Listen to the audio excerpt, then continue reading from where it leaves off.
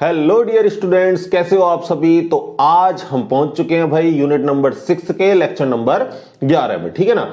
आज हम किसकी बात करेंगे? जैविक सुधार की बात करेंगे। रासायनिक सुधार की हमने बात कर ली थी इससे प्रीवियस लेक्चरों में। अगर आपने नहीं देखे तो उन लेक्चर्स को पहले देख लीजिए, ऊपर इंफॉर्मेशन बटन या आपको डिस्क्रिप्शन वगैरह में उसकी लिंक भी मिल जाएगी। ठीक है, चलो स्टार्ट करते हैं। कुछ उसकी क्या रह गई थी सावधानियां, उनको भी अपन इस लेक्चर में देख लेते हैं।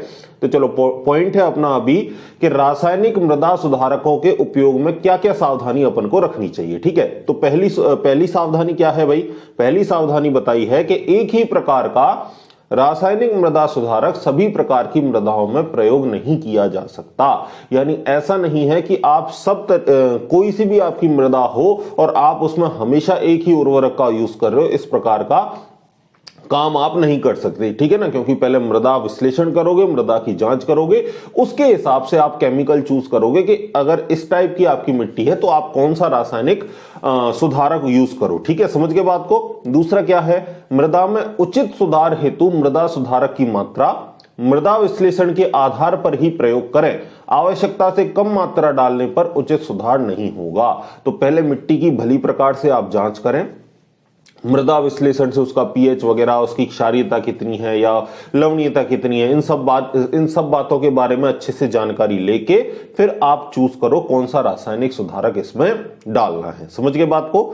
अगला पॉइंट क्या है? रासायनिक मृदा सुधारक का प्रयोग उचित विधि, एक समान व सावधानी पूर्वक किया जाना आवश्यक है। ठीक है, तो सुधारकों का प्रयोग भी आपको बढ़िया से करना है कि पूरे खेत में बढ़िया से हर जगह पर क्या पहुंच जाए, आपका केमिकल पहुंच जाए। इस तरीके से आपको एक बढ़िया विधि से आपको रासायनिक मृदा सुधारक का यूज करना है। समझ गए।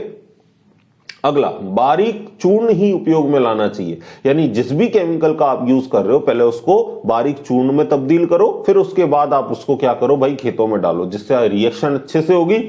और रिएक्शन अच्छे से होगी तो आपको पता है आपका काम भी अच्छे से होगा। यानी जो मिट्टी का सुधार है वो तेजी से होगा, क्योंकि आपको पता है कि जितना छोटा छोटा पार्टिकल्स होगा उतना सरफेस एरिया ज्यादा होगा, क्योंकि कणों का आकार कम होने पर सतही क्षेत्रफल ज्यादा होता है, और क्षेत्रफल ज्यादा होता है तो रिएक्शन ज्यादा होगी। तो आपकी मृदा का जो सुधार है वो कैसा होगा भाई? तेजी से होगा। समझ गए बात को। आगे चलते हैं अगले पॉइंट की तरफ। और अगला जो हमारा टॉपिक है वो है आपका जैविक सुधार। ठीक है ना, देखो मैं आपको एक बार टिक लगा देता हूं, जैविक सुधार। अब जैविक सुधार में हम यूज किसका करेंगे? जैविक सुधार में हम पेड़ पौधों के अवशेष जैसे खरपतवार वगैरह हो गए, जड़ तना पत्तियां हो गई, है ना, सनई हो गया, ढेंचा हो गया, इनकी हरी हरी पत्तियों का आप पूरे पेड़ का यूज कर लेते हो। ठीक है, तो इस तरीके से जो पेड़ पौधे के अवशेष है उनका आप उपयोग करोगे मृदा को सुधार करने के लिए, तो उसको अपन क्या कहेंगे? जैविक सुधार कहेंगे। ठीक है, डेफिनेशन पढ़ते हैं, पैराग्राफ पढ़ते हैं भाई। देखो, कार्बनिक पदार्थ सड़ने पर CO2 तथा कार्बनिक अम्ल पैदा करते हैं। बिल्कुल सही बात है भाई कि जब कार्बनिक पदार्थ सड़ेंगे तो CO2 तथा क्या, कार्बनिक अम्ल H2CO3, कार्बनिक अम्ल क्या होता है भाई? H2CO3 को उत्पन्न करते हैं।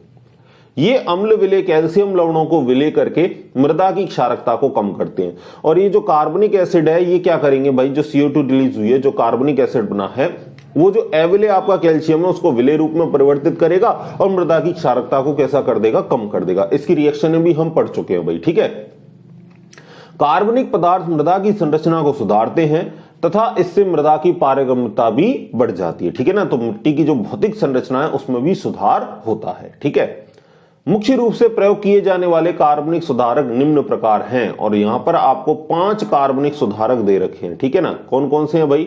गोबर की खाद हो गया, सीरा हो गया, प्रेसमड हो गया। ये सीरा प्रेसमड भाई गन्ने से रिलेटेड है ना, सीरा हो गया, प्रेसमड हो गया, ये दोनों गन्ने से रिलेटेड है। हरी खाद हो गया, सनई ढेंचा वगैरह इसमें आ जाएगी। फसलों के अवशेष, विभिन्न खरपतवार जैसे कटाली खरपतवार का भी यूज किया जाता है मिट्टी को सुधारने के लिए। ठीक है ना, तो इन पांचों को अपन एक एक करके बारी बारी से पढ़ते हैं। ठीक है, और सबसे पहले नंबर पर आ गया आपका सीरा तथा प्रेसमड। ठीक है, इसको देखो भाई, डॉक्टर नीलरतन धर, क्या नाम दिया है? डॉक्टर नीलरतन धर ने ऊसर मृदा के सुधार के लिए सीरा तथा प्रेसमड का प्रयोग किया। तो आपसे कोई पूछ ले कि भाई सीरा प्रेसमड का प्रयोग सबसे पहले किसने किया, तो आप क्या बताओगे? डॉक्टर नीलरतन धर। ठीक है ना, इस नाम को आप याद रखना, मैं बॉक्स में भी आपको दिखा देता हूं, डॉक्टर नीलरतन धर। ठीक है, समझ गए बात को। और किसके लिए? ऊसर मृदा के लिए सीरा और प्रेसमड का क्या किया? उपयोग किया। वैज्ञानिक धर तथा मुखर्जी के अनुसार सीरा का संगठन निम्न प्रकार है। तो इनका जो संगठन है वो किसने दिया, वैज्ञानिक धर और साथ में एक मुखर्जी नामक वैज्ञानिक ने। ठीक है, क्या बताया इन्होंने कि इसके अंदर सीरा प्रेसमड के अंदर जो कार्बोहाइड्रेट है आपका वो कितना होगा भाई, 60 से लेके 70%।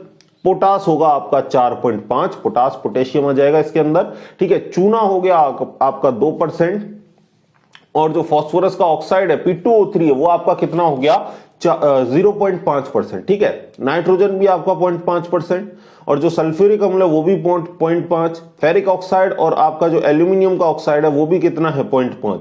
यानी ज्यादातर तो इसमें देखो लास्ट वाले जितने भी ऑक्साइड आ रहे हैं, सल्फ्यूरिक एसिड आ रहा है, वो सब कुछ क्या है भाई 0.5 है। ठीक है, पोटाश याद रखना है आपको 4.5, चूना हो गया आपका 2% और कार्बोहाइड्रेट हो गया आपका 60 से लेके 70%। ठीक है ना, तो इस चीज को आप थोड़ा सा याद रखना। आपसे पूछ ले सेरा तथा प्रेसमिड का, सीरा प्रेसमिड का आप क्या लिखो, संगठन लिखो, तो आप आसानी से लिख सको। ठीक है, चलते हैं आगे।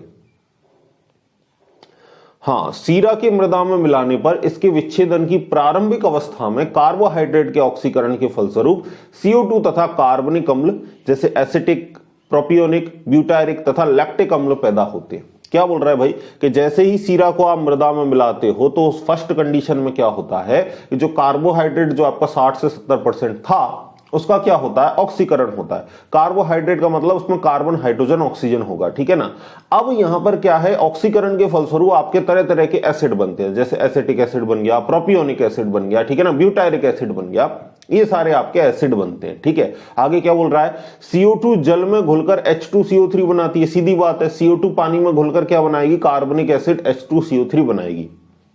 और ये एसिड क्या करेगा, एसिड आपके क्षारों को क्या कर देगा, उदासीन कर देगा। तो यही बात बोली है कि कार्बनिक एसिड बनाती है जो क्षारों को उदासीन करती है तथा फास्फोरस की प्राप्ति को बढ़ा देती है, क्योंकि क्षारीयता जब ज्यादा होती है मिट्टी के अंदर तो फास्फोरस की प्राप्ति नहीं होती। जैसे जैसे क्षारीयता कम होगी तो फास्फोरस की प्राप्ति भी कैसी हो जाएगी, बढ़ जाएगी। पेड़ पौधे आसानी से फास्फोरस को क्या कर सकेंगे, ग्रहण कर सकेंगे। समझ में आ गई बात, आगे चलते हैं। सीरे से स्वतंत्र H2SO4 भी बनता है जो क्षारों को उदासीन करता है। अब जो सीरा है उससे आपका सल्फ्यूरिक एसिड भी बन रहा है और सल्फ्यूरिक एसिड भी क्या करेगा भाई, क्षारों को न्यूट्रलाइज कर देगा, उदासीन बना देगा। समझ गए बात को। तो सीरा प्रेसमड मेन क्या है, यहां से आपको संगठन से क्वेश्चन आ सकता है। यह भी पूछा जा सकता है कि सर्वप्रथम प्रयोग किसने किया, डॉक्टर नीलरतन धर। संगठन किस किसने दिया, डॉक्टर नीलरतन धर ने और मुखर्जी ने। समझ गए बात को, आगे चलते हैं। नेक्स्ट है हरी खाद तथा फसल अवशेष। इस पॉइंट को भी भाई देखना। देखो भाई, अब देखते हैं अपन अगला, हरी खाद तथा फसल अवशेष। ठीक है ना, अब हरी खाद के तौर पर किन किन का यूज कर सकते हैं, हरी खाद के तौर पर हम आपका सनई हो गया, ढेंचा हो गया, ग्वार हो गया, जंतर हो गया, इन सब का हम यूज कर सकते हैं। ठीक है ना, देखो पढ़ते हैं लाइन टू लाइन। हरी खाद सड़ने पर क्षारों को उदासीन करने के अतिरिक्त पौधों को प्राप्य पोषक तत्वों के भी स्रोत होते हैं। तो ये तो हमारे दोनों आड़तों में लड्डू हो गए भाई। एक तो क्या करेगा, जो हरी खाद है वो क्षारों को उदासीन कर देगा। दूसरी बात, पौधों के लिए पोषक तत्व का भी काम कर रहा है। तो कहने का मतलब पौधों को पोषक तत्व भी मिल जाए और हमारे क्षार भी कैसे हो जाए, उदासीन हो जाए। तो इस तरीके से हरी खाद हमको दो तरीके से फायदे पहुंचाती है। ठीक है, आगे क्या बोला है, प्रयोग किए जाने वाली हरी खाद में से ढेंचा या जंतर ऊसर मृदाओं पर सफलतापूर्वक उग सकते हैं। यानी जो आपकी लवणीय क्षारीय मिट्टी है उसके ऊपर आपका जो जंतर है या आपका ढेंचा है, ये सफलतापूर्वक आप इसको उगा सकते हो। ठीक है, आगे क्या बोला है इन्होंने कि अन्य हरी खाद ग्वार तथा सनई भी उगाई जा सकती है। ठीक है, आगे चलते हैं। नेक्स्ट देखो, ढेंचा के कोशिका रस का pH 4.0 होता है। ठीक है, तो पहली बात तो आपसे कोई पूछ ले हरी खाद के तौर पर आप किन किन फसलों का यूज कर सकते हो, चार नाम आपके सामने आ गए। कौन कौन से, सनई, ढेंचा, जंतर और क्या हो गया, और ग्वार। ठीक है ना, और जंतर आपने किसको बोला था भाई, ढेंचा को ही बोला था। ठीक है ना, आप देख सकते हो ऊपर। ठीक है, देखो ढेंचा या जंतर। ठीक है, आगे देखो, ढेंचा के कोशिका रस का pH 4.0 होता है। यानी जो कोशिका रस है इसका pH कितना होता है, 4 होता है। और कैल्शियम ऑक्साइड 34.2% होता है। तो यहां से आपके लिए देखो बढ़िया क्वेश्चन बन गया। आपसे कोई पूछ ले कि भाई ढेंचा के रस में या ढेंचा का जो कोशिका रस है उसका pH कितना होता है, तो आप बोलोगे pH तो इसका होता है 4, और इसके अंदर जो कैल्शियम ऑक्साइड की मात्रा है ये कितनी होती है, आप कहोगे 34.2%। समझ गए, क्वेश्चन बन सकता है, अच्छा सा याद रखना। ढैंचा मध्यम लवणीय स्थिति में अच्छी तरह उगता है।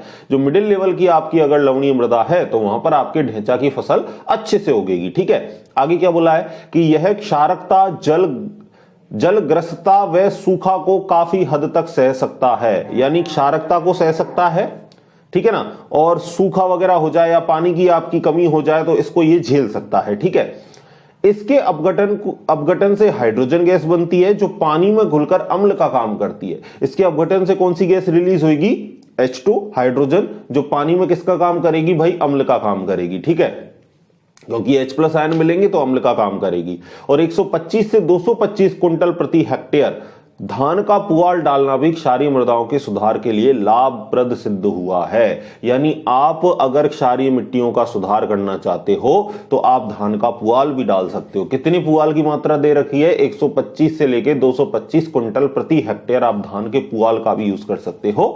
उसके द्वारा भी क्षारीय मिट्टी का क्या होता है भाई? सुधार होता है। समझ गए? तो ये आपका हो गया भाई हरी खाद के यूज से किस तरीके से आप क्षारीय मृदाओं का सुधार करोगे। अब आता है आपका नेक्स्ट, कटाली खरपतवार का प्रयोग। कटाली खरपतवार का प्रयोग आप कर सकते हो मिट्टी के सुधार करने में। किस तरीके से यूज करेंगे? बारी बारी से एक एक चीज पढ़ेंगे। ठीक है, देखना भाई। सबसे पहले इसका यूज कहां किया भाई? बंथरा में किया था, जो लखनऊ के पास है, उत्तर प्रदेश में क्षारीय मृदाओं के उपचार में किया था। तो आपसे कोई पूछ ले कटाली खरपतवार का सर्वप्रथम प्रयोग कहां किया, तो आप कहोगे बंथरा में। ये कहां है? लखनऊ के पास है, यूपी में। ठीक है ना, तो सबसे पहले इसका बंथरा में यूज किया था हमने। और यह क्षारीय मृदाओं के लिए कार्बनिक पदार्थ का अच्छा स्रोत है। तो ये क्षारीय मिट्टी के लिए कि जो कार्बनिक पदार्थ है उसका एक अच्छा स्रोत है। क्या? कटाली खरपतवार। ठीक है, शुष्क आधार पर इसका संगठन इस प्रकार है। तो मेन जो क्वेश्चन बनेगा ना आपसे वो यही बनेगा कि कटाली खरपतवार का प्रयोग हम किस हेतु करते हैं, या कटाली खरपतवार का संगठन क्या है। इस तरीके से आपको क्वेश्चन बनेगा। तो संगठन देखना भाई, इसका जो पोटेशियम नाइट्रेट है वो कितना दे रखा है? पोटेशियम नाइट्रेट दे रखा है 1 से 8%। जो कैल्शियम बाइफॉस्फेट है वो कितना दे रखा है? 0.3%। ठीक है, कैल्शियम सल्फेट कितना दे रखा है? 0.4%। और कार्बनिक एसिड कितना दे रखा है? 4.2%। शर्करा आपको दे दी 9.8%। इसे चूर्ण रूप में 2.5 टन प्रति हेक्टेयर मृदा में मिलाया जाता है। आपसे पूछ ले कटाली खरपतवार का प्रयोग की मात्रा क्या है, तो आप क्या कहोगे? 2.5 टन प्रति हेक्टेयर के हिसाब से हम कटाली खरपतवार का यूज करते हैं। ठीक है ना, आगे क्या बोला है कि आपको पूछ ले कि इसका संगठन क्या है, तो आप बताओगे पोटेशियम नाइट्रेट है 1 से 8%, कैल्शियम बाइफॉस्फेट है आपका 0.3%, कैल्शियम सल्फेट है 0.4, कार्बनिक एसिड है 4.2 और जो शर्करा है वो है आपकी 9.8%। समझ गए बात को? तो यहां से 2 क्वेश्चन मेन बनेंगे, उनको याद रखना। मात्रा पूछ ले आपसे, बताओगे 2.5 टन प्रति हेक्टेयर के हिसाब से हम इसका यूज करते हैं। समझ गए बात को? आगे चलते हैं, वनस्पतियों का प्रभाव। देखो भाई, इस पॉइंट को भी देखो, वनस्पतियों का प्रभाव। सभी जीवित पौधे अपनी जड़ों द्वारा CO2 गैस को उत्सर्जित करते हैं। चाहे कोई सी भी पेड़ पौधे हों, सभी आपके CO2 गैस का क्या करते हैं भाई? उत्सर्जन करते हैं, जो पानी के साथ मिलकर कार्बनिक एसिड बनाती है। अब ये CO2 पानी के साथ मिलकर क्या बनाएगी? H2CO3। बताया था आपको, कार्बनिक एसिड बनाती है, H2CO3 बनाती है। यह H2SO4 के समान मृदा में क्रिया करता है। और ये जो कार्बनिक एसिड है वो सल्फ्यूरिक एसिड की तरह ही मिट्टी में क्रिया करता है। अब सल्फ्यूरिक एसिड किस हिसाब से रिएक्शन करता है ये प्रीवियस लेक्चर में बता चुका हूं। अगर आपको नहीं पता तो आपको मिल जाएगा, वो लेक्चर आप देख लेना, या आप जब ये वीडियो खत्म होगा ना तो इसके एंड में भी एक एंड पेज आएगा, वहां पर 2 वीडियोस आपको इस तरीके से दिखेंगी स्क्रीन के ऊपर ही। ठीक है ना, तो वहां भी आपको मिल जाएगी, पूरी प्लेलिस्ट मिल जाएगी, वहां से आप चेक कर लेना। ठीक है, आगे देखो, आगे क्या बोला है हमने कि तथा कैल्शियम कार्बोनेट से मिलकर कैल्शियम बाइकार्बोनेट बनाती है। अब ये क्या करती है भाई? कैल्शियम कार्बोनेट से मिलेगी, कैल्शियम बाइकार्बोनेट में उसको कन्वर्ट करेगी, जिससे क्या होगा कि जो कैल्शियम आयन है वो मृदा विलयन में आकर विनम्य सोडियम आयन को प्रतिस्थापित करते हैं। और कैल्शियम आयन आएगा, सोडियम आयन को वहां से भगाएगा और सोडियम क्ले की जगह कैल्शियम क्ले बन जाएगी। ठीक है ना, देखो किस तरीके से रिएक्शन होगी, इन रिएक्शनों को भी देखो। देखो पहले कार्बनिक एसिड आया, किससे रिएक्शन करी? कैल्शियम कार्बोनेट से, और क्या बनाया? कैल्शियम बाइकार्बोनेट बना दिया, कैल्शियम बाइकार्बोनेट बन गया। अब क्या किया इन्होंने? अब कैल्शियम जो बाइकार्बोनेट है उसने सोडियम क्ले से रिएक्शन करी, और मुझे पता है कि कैल्शियम डिसोसिएट होगा तो कैल्शियम क्या बनाएगा? 2+ बनाएगा। ठीक है। और यहां से सोडियम डिसोसिएट होगा तो सोडियम क्या बनाएगा, Na+ बनाएगा। और आप बताओ कितने Na+ जाने पड़ेंगे, 2 Na+ का क्या होगा, यहां से गमन होगा, ठीक है ना, क्योंकि 2 सोडियम के आयन यहां से जाएंगे और इनकी जगह कौन आएगा, यहां से कैल्शियम आयन आएगा। तो कैल्शियम क्ले के ऊपर आ जाएगा तो उससे तो क्या बन जाएगी, कैल्शियम क्ले बन जाएगी। और यहां से जो 2 सोडियम आयन गए थे वो किससे मिलेंगे भाई, आपके HCO3 से। और अब क्या बना देंगे, ये सोडियम बाइकार्बोनेट बना देंगे, ठीक है। तो पहले कैल्शियम बाइकार्बोनेट था, अब सोडियम बाइकार्बोनेट बन जाएगा। पहले आपका सोडियम क्ले थी, अब सोडियम को प्रतिस्थापित करके उसके ऊपर कौन आ जाएगा, कैल्शियम। तो कौन सी क्ले बन जाएगी भाई, कैल्शियम क्ले बन जाएगी, ठीक है ना। इस तरीके से क्षारीय मिट्टियों का क्या हो जाता है, सुधार। क्योंकि हमें पता है कि मिट्टी के अंदर क्षारीय गुण सबसे ज्यादा कौन बढ़ाता है, सोडियम आयन बढ़ाता है। तो सोडियम को प्रतिस्थापित किया, उसकी जगह कैल्शियम आया, तो इस तरीके से क्षारीय मृदाओं का क्या हो गया भाई, सुधार हो गया, ठीक है। अब जो हमारा नेक्स्ट टॉपिक आएगा, लवणीय एवं क्षारीय मृदाओं का प्रबंध, इसे हम करेंगे नेक्स्ट लेक्चर में कंटिन्यूस, ठीक है। तो आज हमने पूरा जैविक सुधार पढ़ लिया है। तीनों सुधार आपके, भौतिक सुधार हो गया, यांत्रिक सुधार जिसको आपने बोला था, है ना, आपका रासायनिक सुधार हो गया जिसमें हमने तरह तरह के केमिकल पढ़े थे, जिप्सम हो गया, पाइराइट हो गया, ठीक है ना। जिप्सम पाइराइट इंपोर्टेंट है भाई, आपको क्वेश्चन बन सकता है। फॉस्फोजिप्सम हो गया, द्रव SO2 हो गया, ठीक है ना, गंधक का अम्ल वगैरह सब कुछ हम पढ़ चुके हैं, ठीक है। अब नेक्स्ट लेक्चर में हम बात करेंगे भाई लवणीय क्षारीय मृदाओं का प्रबंध, ठीक है ना। तो प्रीवियस लेक्चर में आपको जो मैं बताया, जैविक सुधार आ सकता है आपके लिए, जैसे किसी कटाली खरपतवार का संगठन पूछ लिया, या आपसे और कोई सनई ढेंचा से रिलेटेड कोई क्वेश्चन पूछ लिया, ढेंचा के कोशिका रस का pH कितना होता है, छोटे छोटे तरीके से इस तरीके से एक एक नंबर का क्वेश्चन पूछ लिया। तो कोशिका रस का pH कितना होता है, 4 होता है, ठीक है ना। उसमें कैल्शियम ऑक्साइड का प्रतिशत कितना होता है, 34.2 होता है। तो ये सारी जो छोटी छोटी बातें हैं इनको याद रखो, एक एक नंबर का क्वेश्चन बनेगा।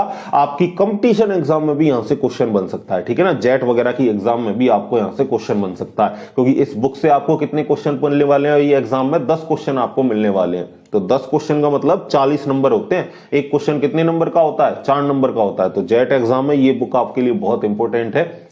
बिल्कुल बारीकी से हर लाइन पर फोकस करते हुए नोट्स बनाते चले अपने, ठीक है। तो मिलते हैं नेक्स्ट लेक्चर में, तब तक पढ़ते रहिए, खुश रहिए, धन्यवाद।